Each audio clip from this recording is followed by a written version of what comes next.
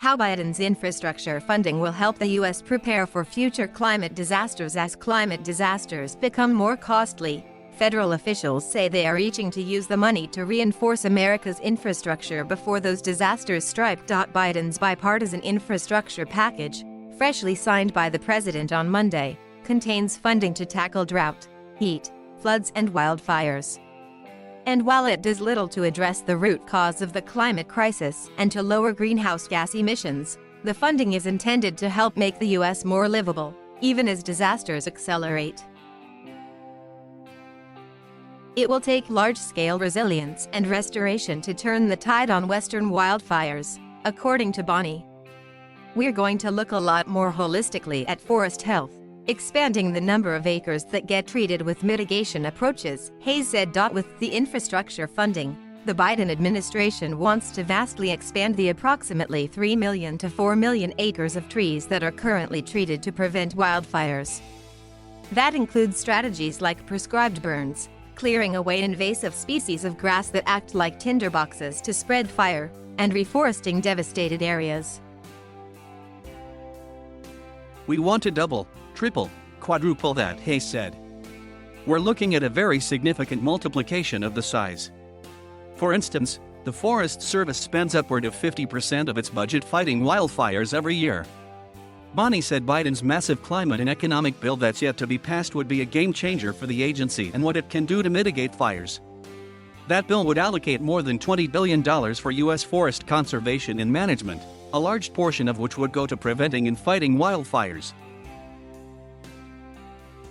The infrastructure funding includes money to make roads themselves more resilient to flooding using porous pavement and to expand tree cover in cities in order to alleviate extreme heat.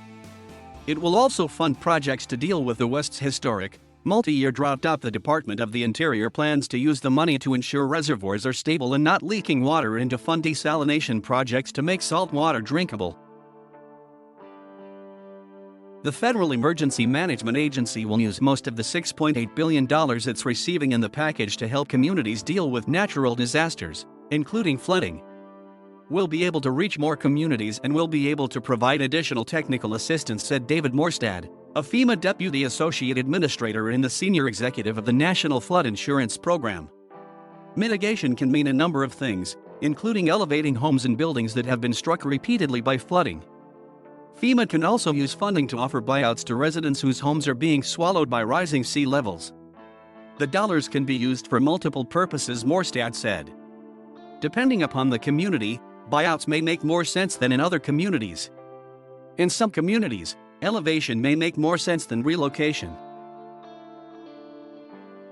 In addition to climate resilience funding, the infrastructure bill includes a number of provisions to advance Biden's environmental justice commitment, including $55 billion to replace lead pipes in the nation's water lines, funding for public transportation, $21 billion to clean up Superfund in brownfield sites, and funding to electrify school buses and transition away from dirty diesel buses.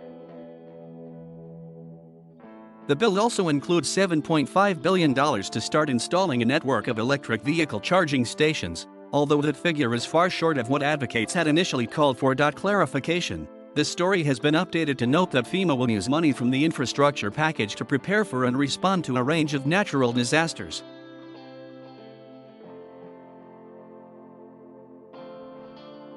Thank you for watching. Please subscribe.